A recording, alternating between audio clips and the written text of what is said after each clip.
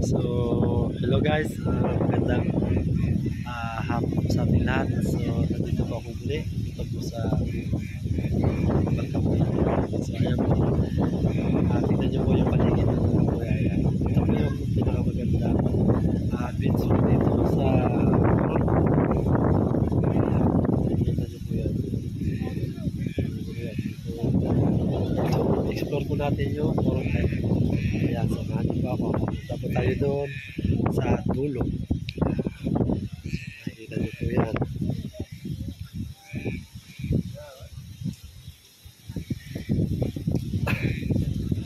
So, ayun guys. So, marami pong turista ngayon guys. This month. Until May pa, May guys, marami pa talagang turista ngayon.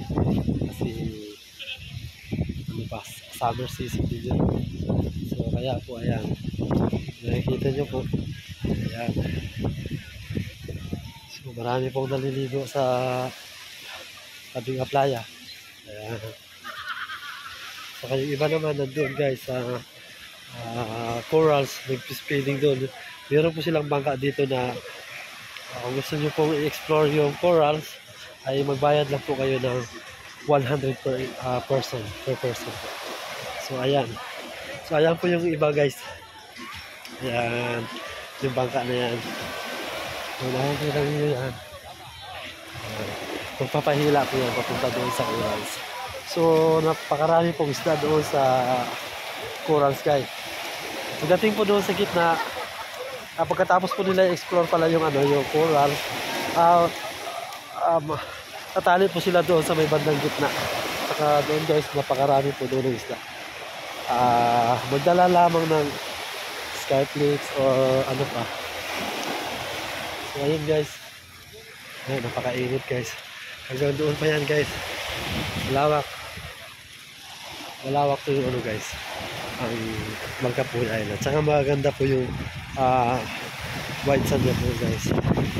Ayan, kung hahawakan, titingnan nyo po guys. Ayan, ayan, hahawakan po guys ayan.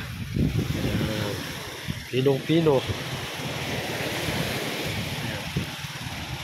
So mag-i-enjoy po talaga kayo guys pag pupunta kayo dito. So ayan guys, balik po tayo, ikot lang tayo. Kaya sobrang init tayo po guys.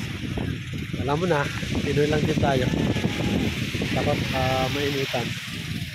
Kasi galing pa ako sa trangkaso guys. Kaya iwas muna tayo babad sa init.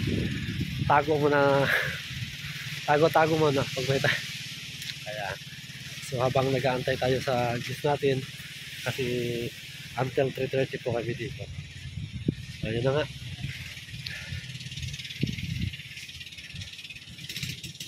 Ayan, so dito muna ako guys. So bye bye guys, bye bye, see you tomorrow.